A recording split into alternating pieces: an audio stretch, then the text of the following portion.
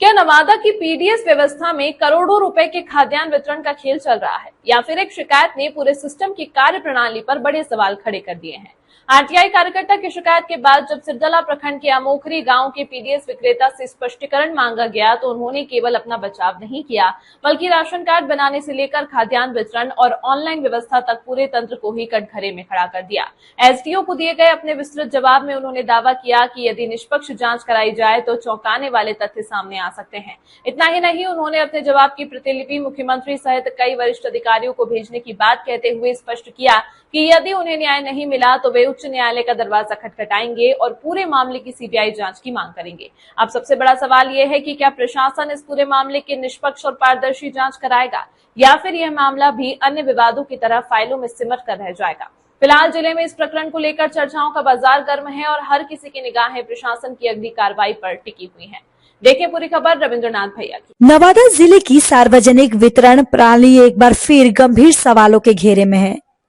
सिरदला प्रखंड के बड़गांव पंचायत स्थित अमोखरी के पीडीएस विक्रेता वीरेंद्र सिंह ने रजौली अनुमंडल पदाधिकारी को दिए अपने स्पष्टीकरण में ऐसा दावा किया है, जिससे पूरे आपूर्ति तंत्र में हलचल मच गई है।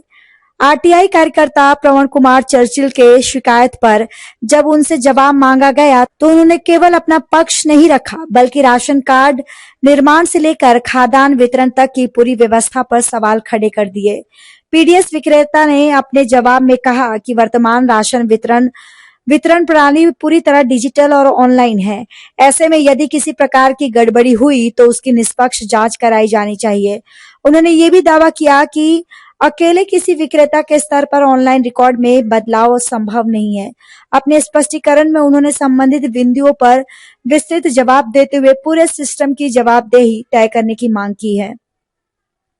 इतना ही नहीं, उन्होंने अपने जवाब की प्रतिलिपि मुख्यमंत्री सहित कई वरिष्ठ अधिकारियों को भेजने की बात कही।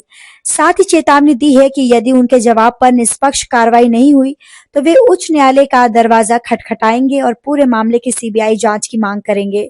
इस पूरे घटनाक्रम ने नवादा की पीडीएस व्यवस्था को लेकर नई बहस छेड़ दी है। एक और आरटीआई कार्यकर्ता द्वारा लगाए गए आरोप है, तो दूसरी ओर पीडीएस विक्रेता का जवाब, जिसमें पूरे सिस्टम पर सवाल उठाए गए हैं।